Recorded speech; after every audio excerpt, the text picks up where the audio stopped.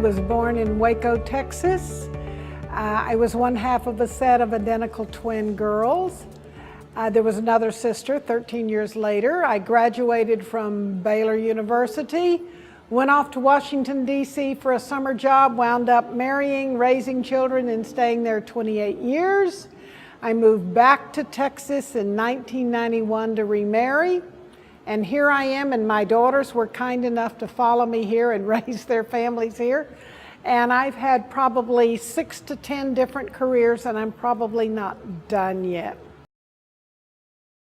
My proudest achievement to date is being fortunate enough in Washington, D.C. in 1963 to work for a U.S. Senator from Texas who closed the offices so that we could go down to the Ellipse and hear Martin Luther King give his I Have a Dream speech. And for a little girl from Waco, Texas, I had no idea really what was going on, but I knew very much I was in the presence of something very, very powerful. And I think it shaped the direction and quality of my life moving forward. That's clearly my proudest moment. What was instilled in me as getting to be there for that event in 1963. Again, for a little girl from Waco, Texas, this did not look a lot like my upbringing, but I realized that if I were going to be passionate about something, I needed to make a stand for it. And I have to say that in Washington, D.C. in the 70s and 80s, you could be in some sort of a march every weekend, but that's what initiated my passion for both the civil rights movement and the women's movement. And Washington, D.C. was a great place to be to find the support for those kinds of issues. So I was in the right place at the right time. I'm very fortunate. Wow, what a journey. I was very active in the women's movement, did a lot of marches for the women's movement, and decided in 1972, I'd had both of my girls, that I could open a business. And I needed to get the attention of employers because I had a college degree, I had 6 years of work experience for a U.S. Senator, left to have my babies, and when I came back, I wanted a part-time professional job. And in the early 70s, the part-time jobs available for women were either as grocery checkers or bank tellers.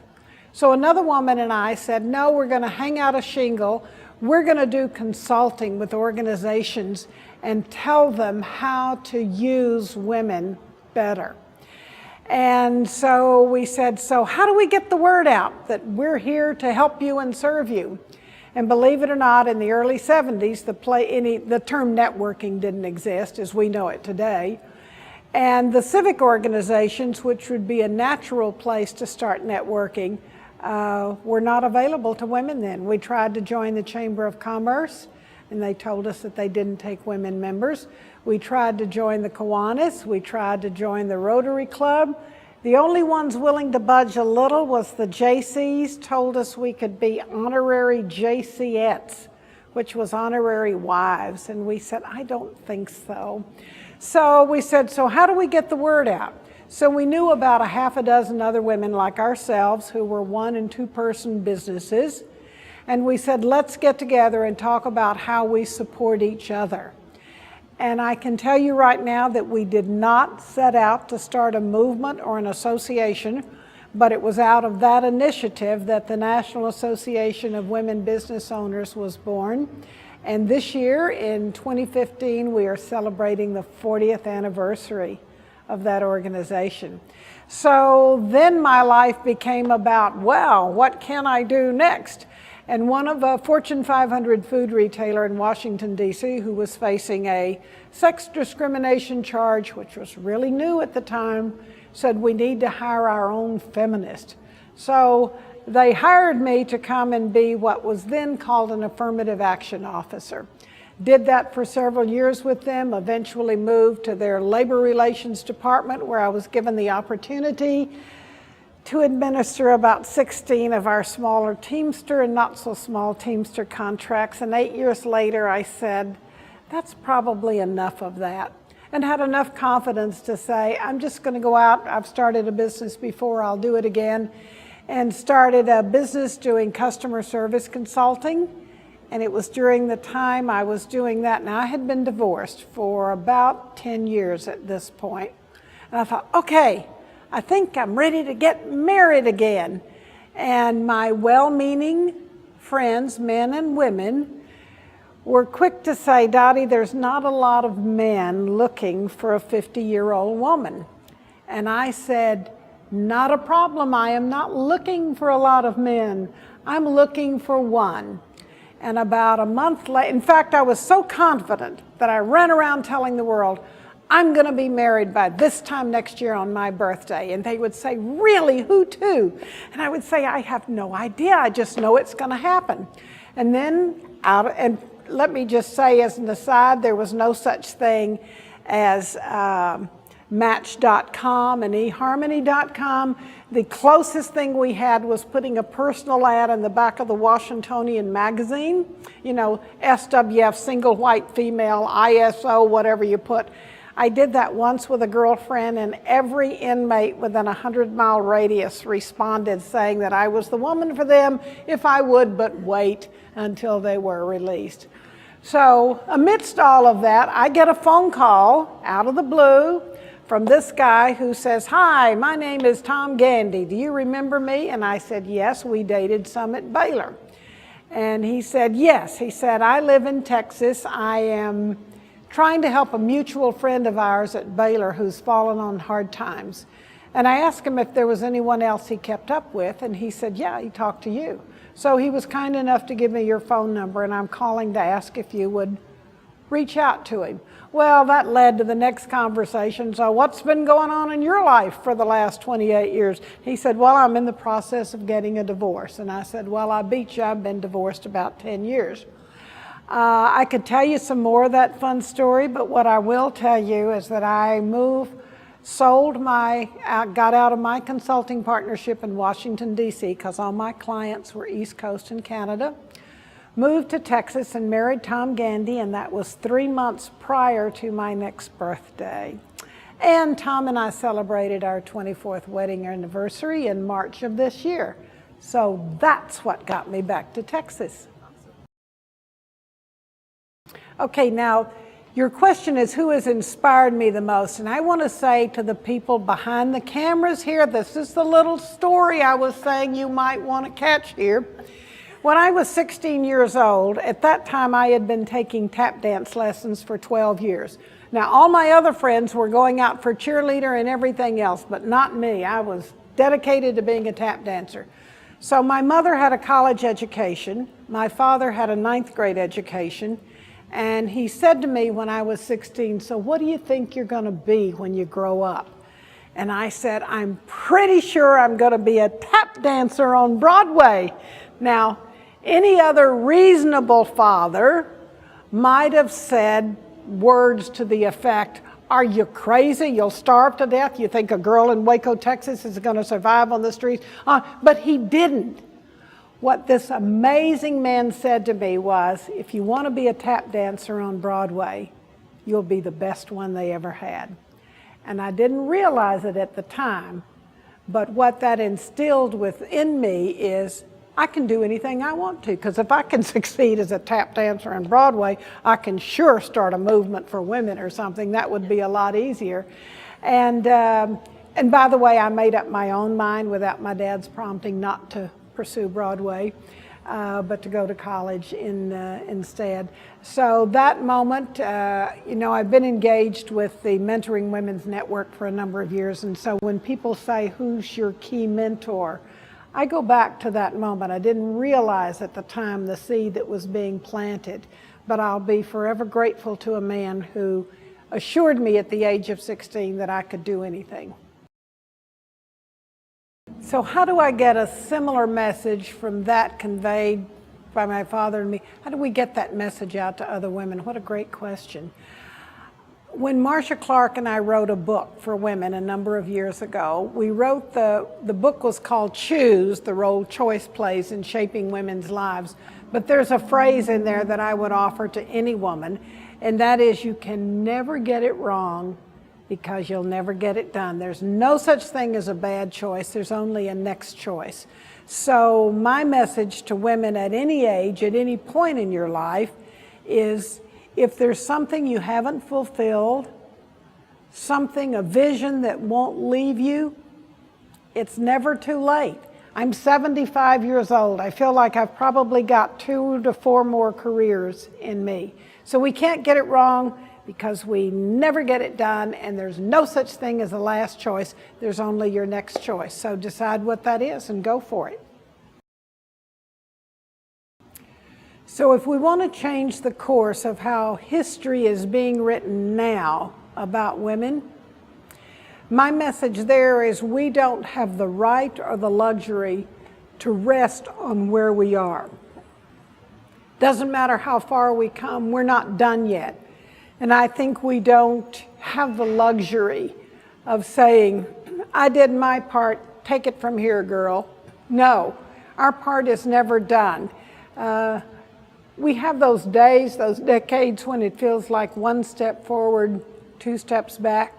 But our eye always has to be on the vision and the future. For example, I'm working with a couple of women's initiatives right now where our goal is not only to support women in doing a better job of networking up, but providing more support for women, particularly young women, young millennial women, leaving college, starting a career, and teaching them not to settle for the first offer that comes along, but really to say, what am I passionate about?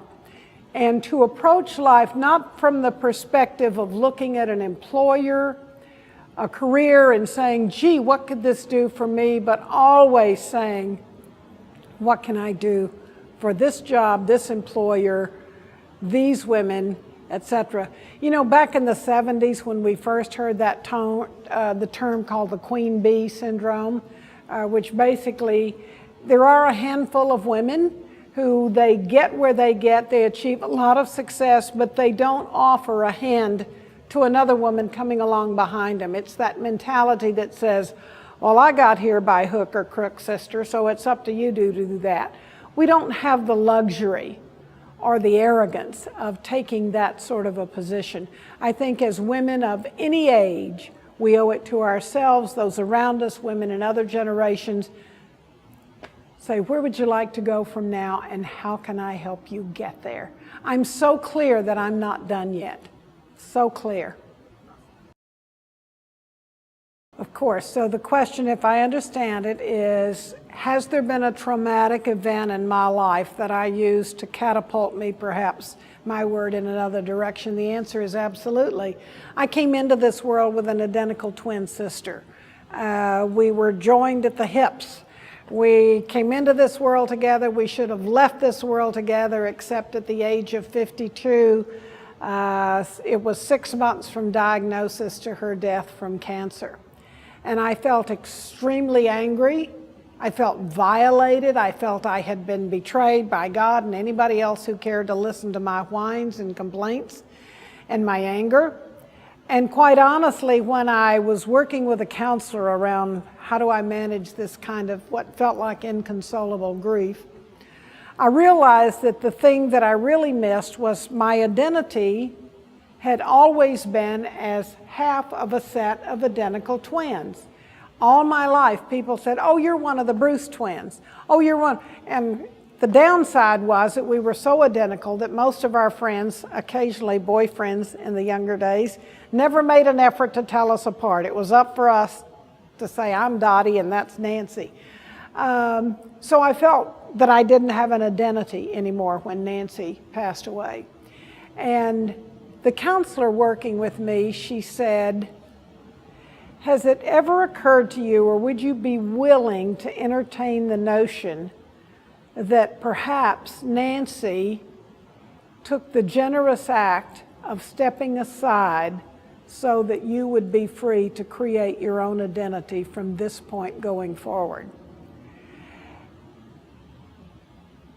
And that transformed me from being angry at this person who left so prematurely to being eternally in her debt for saying we can spend the rest of our lives with people not knowing which is which, or I'm going to volunteer to step aside and you go create an identity.